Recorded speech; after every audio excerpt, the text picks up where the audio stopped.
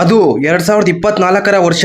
ಆ ವರ್ಷ ಕನ್ನಡ ಚಿತ್ರರಂಗದ ಪರಿಸ್ಥಿತಿ ನೋಡಿದ್ರೆ ನಾಯಂಡನಹಳ್ಳಿ ಕೆರೆಯಾಗಿತ್ತು. ಒಂದು ಕಡೆ ದೊಡ್ಡ ನಟರ ಸಿನಿಮಾಗಳು ಇಲ್ಲ, ಮತ್ತೊಂದು ಕಡೆ ಹೊಸಬರ ಸಿನಿಮಾಗಳು ಗೆಲ್ತಿಲ್ಲ. ಇದರ ಮಧ್ಯೆ ಕೊಲೆ ಆರೋಪಗಳು, ನಟ ನಟಿಯರ ಅಕ್ರಮ ಸಕ್ರಮ ಗಲಾಟೆಗಳು, ಡೈವರ್ಸ್ಗಳು, ಇಂಥ ಸಮಸ್ಯೆಗಳಿಂದ ಕನ್ನಡ ಚಿತ್ರರಂಗ ತುಂಬೋಗಿತ್ತು. ಇದರ ಮಧ್ಯೆ 7 ಕೋಟಿ ಅಭಿಮಾನಿಗಳ ಹೃದಯ ಗೆದ್ದ ಚೋರ, ಬಡವರ ಬಂಧು, ಸಾಕು ಪ್ರಾಣಿಗಳಿಗೂ ಹಾಗೂ ಬಡವರಿಗಾಗಿ 1 ವರ್ಷಕ್ಕೆ 1 ಕೋಟಿ ಖರ್ಚು ಮಾಡುವ ದಾನ ಶೂರ ಕರ್ಣ ನಮ್ಮ ದಾಸಪ್ಪ ಸೆಟಪ್ಗೋಸ್ಕರ ಆ ಕರಾಳ ರಾತ್ರಿ ವಿಕೃತ ಕಾಮಿಯನ್ನು ಸದೆಬೆಡಿದು ಪರಪ್ಪನ ಅಗ್ರಹಾರ ಸೆಂಟ್ರಲ್ ಜೈಲ್ಗೆ ಮುಖ್ಯ ಅತಿಥಿಯಾಗಿ ಹೋಗಿದ್ದ ಟೈಮ್ ಅದು. ಇಂಥ ದರಿದ್ರ ವ್ಯಕ್ತಿಗಳು ಮಾಡುವ ದರಿದ್ರ ಕೆಲಸಗಳಿಂದ ಕನ್ನಡ ಚಿತ್ರರಂಗ ತಿಪ್ಪೆ ಗುಂಡಿಯಾಗಿತ್ತು. ಹೀಗಿರುವಾಗ ಮತ್ತೊಂದು ಕಡೆ ನಮ್ಮ ದಾಸಪ್ಪನ ನಿಮನ್ಸ್ ಆಸ್ಪತ್ರೆಯ ಮನೋರೋಗಿಗಳು ನಮ್ಮ ದಾಸಪ್ಪನ ಪರವಾಗಿ ಅಪ್ಪಿಕೋ ಹಾಗೂ ತಬ್ಬಿಕೋ ಚಳುವಳಿಗಳು ಹಮ್ಮಿಕೊಂಡಿದ್ದರು. ನಮ್ಮ ದಾಸಪ್ಪ ಒಲಿಂಪಿಕ್ಸ್ ನಲ್ಲಿ ಗೋಲ್ಡ್ ಮೆಡಲ್ ಗೆಲ್ಲೋಕೆ ಜಪಾನ್ಗೆ ಹೋಗಿದ್ದಾರೆ. ಅವರು ವಾಪಸ್ ಬರೋ ತನಕ ಯಾವುದೇ ಕನ್ನಡ ಸಿನಿಮಾ ನೋಡಲ್ಲ,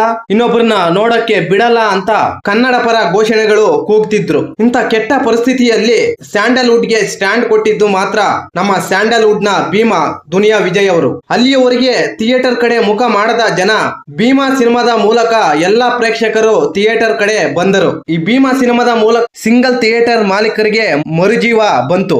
ದುನಿಯಾ ವಿಜಯ್ ಸಿನಿ ಜರ್ನಿ ನೋಡಿದ್ರೆ ನಿಜಕ್ಕೂ ಆಶ್ಚರ್ಯವಾಗುತ್ತೆ. ಒಂದು ಕಾಲದ ದುನಿಯಾ ವಿಜಯ್ ಲೈಫ್ಗೂ ಈಗಿರುವ ದುನಿಯಾ ವಿಜಯ್ ಲೈಫ್ಗೂ ತುಂಬಾನೇ ವ್ಯತ್ಯಾಸಗಳು ಕಂಡು ಬರುತ್ತೆ. ಈ ಮನುಷ್ಯ ಇದ್ದಕ್ಕಿದ್ದಂತೆ ಈ ರೇಂಜ್ಗೆ ಬದಲಾಗ್ತಾರೆ ಅಂತ ಯಾರು ಊಹೆನೆ ಮಾಡಿರ್ಲಿಲ್ಲ. ಯಾಕಂದ್ರೆ ಇವರ ಜೀವನ ನೋಡುವುದಾದ್ರೆ ಬರೀ ಕಾಂಟ್ರವರ್ಸಿಗಳು, ಪೊಲೀಸ್ ಕೇಸ್ಗಳು, ಕುಟುಂಬದ ಗಲಾಟೆಗಳು ಇವುಗಳಿಂದನೇ ಇವರ ಜೀವನ ತುಂಬೋಗಿತ್ತು. ಇದನ್ನೆಲ್ಲ ಗಮನಿಸಿದ ಗಾಂಧಿನಗರದ ಜನ ದುನಿಯಾ ವಿಜಯ್ ಅವರ ಸಿನಿ ಜರ್ನಿ ಮುಗೀತು, ದುನಿಯಾ ವಿಜಯ್ ಅವರ ಕತೆ ಅಷ್ಟೇ ಅಂತ ಮಾತನಾಡಿಕೊಳ್ಳುತ್ತಿದ್ದರು. ಅದೇ ಟೈಮಲ್ಲಿ ಮೈ ಕೊಡಿಕೊಂಡು ಫಿನಿಕ್ಸ್ ಪಕ್ಷಿಯಂತೆ ತನ್ನ ಒಳಗೆ ಅಡಗಿ ಕುಳಿತಿರುವ ನಿರ್ದೇಶಕ ಎಂಬ ಕಲಾಕಾರನನ್ನು ಅಸ್ತ್ರವಾಗಿ ಬಳಸಿಕೊಂಡು ಸಲಗ ಎಂಬ ಸಿನಿಮಾ ಮಾಡಿ ಸೂಪರ್ ಡೂಪರ್ ಹಿಟ್ ಹೊಡೆದ್ರು. ತನ್ನ ನಿರ್ದೇಶನಕ್ಕೆ ಇರುವ ತಾಕತ್ತು ಏನು ಅಂತ ಇಡೀ ದುನಿಯಾಗೆ ತೋರಿಸಿದವರು ದುನಿಯಾ ವಿಜಯ್ ಅವರು.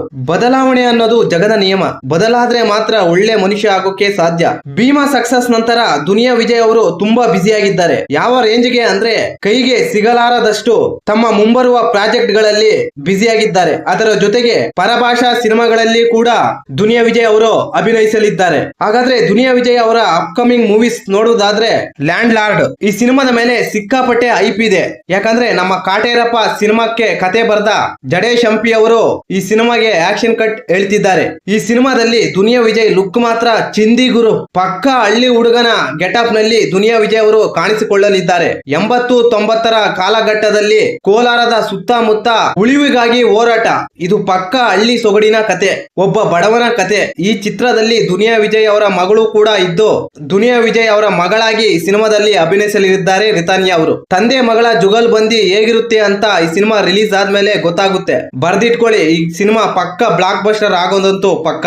ದುನಿಯಾ ವಿಜಯ್ ಅವರ 29ನೇ ಸಿನಿಮಾ ಇದಾಗಿದ್ದು ಮೇ ಅಥವಾ ಜೂನ್ ನಲ್ಲಿ ಈ ಸಿನಿಮಾ ರಿಲೀಸ್ ಆಗುತ್ತೆ. ಈ ಸಿನಿಮಾದಲ್ಲಿ ದುನಿಯಾ ವಿಜಯ್ ಅವರು ಆಕ್ಟಿಂಗ್ ಮಾತ್ರ ಮಾಡ್ತಾರೆ, ನಿರ್ದೇಶನ ಮಾತ್ರ ಜಡೇಶ್ ಹಂಪಿ ಅವರು ಮಾಡ್ತಾರೆ. ಇದಾದ ನಂತರ VK30 ಸಿನಿಮಾ ಮಾಡಲಿದ್ದು ಈಗಾಗಲೇ ಈ ಸಿನಿಮಾದ ಪೋಸ್ಟರ್ ರಿಲೀಸ್ ಆಗಿದ್ದು ಈ ಪೋಸ್ಟರ್ ನಲ್ಲಿ ದುನಿಯಾ ವಿಜಯ್ ಅವರು ಫಾರೆಸ್ಟ್ ಗಾರ್ಡ್ ಆಗಿ ಕಾಣಿಸಿಕೊಳ್ಳಲಿದ್ದು RR ವೆಟ್ರಿವೇಲ್ ಈ ಸಿನಿಮಾದ ನಿರ್ದೇಶನ ಮಾಡ್ತಿದ್ದಾರೆ. ಈ ಸಿನಿಮಾದ ಶೂಟಿಂಗ್ ಇನ್ನೂ ಪ್ರಾರಂಭವಾಗಿಲ್ಲ. ಇದಾದ ನಂತರ ಸಿಟಿ ಲೈಟ್ಸ್ ಈ ಸಿನಿಮಾ ಖುದ್ದು ದುನಿಯಾ ವಿಜಯ್ ಅವರೇ ನಿರ್ದೇಶನ ಮಾಡುತ್ತಾರೆ. ತಮ್ಮ ಮಗಳು ಮೋನಿಶಾ ಅವರನ್ನು ಈ ಚಿತ್ರದ ಮೂಲಕ ಕನ್ನಡ ಚಿತ್ರರಂಗಕ್ಕೆ ಪರಿಚಯ ಮಾಡಿಕೊಟ್ಟಿದ್ದಾರೆ. ಇವರ ಜೋಡಿಯಾಗಿ ವಿನಯ್ ರಾಜ್ಕುಮಾರ್ ಅವರು ಅಭಿನಯಿಸಲಿದ್ದು ತಮಿಳ್ ಚಿತ್ರ ಅಮ್ಮನವರು ಸಿನಿಮಾದಲ್ಲಿ ವಿಲನ್ ಪಾತ್ರದಲ್ಲಿ ನಯನತಾರಾ ಎದುರಾಳಿಯಾಗಿ ವಿಲನ್ ಪಾತ್ರದಲ್ಲಿ ದುನಿಯಾ ವಿಜಯ್ ಅವರು ಅಬ್ಬರಿಸಲಿದ್ದಾರೆ. ಒಟ್ನಲ್ಲಿ ಈ ವರ್ಷ ಮಾತ್ರ ದುನಿಯಾ ವಿಜಯ್ ಅವರ ಸಿನಿಮಾಗಳದ್ದೇ ದುನಿಯಾ. ಒಂದೊಂದು ಸಿನಿಮಾ ಮಾತ್ರ ಬೆಂಕಿ ರೀತಿ ಇದೆ. ಮತ್ತಷ್ಟು ಅಪ್ಡೇಟ್ಗಳೊಂದಿಗೆ ಮತ್ತೆ ಸಿಗೋಣ.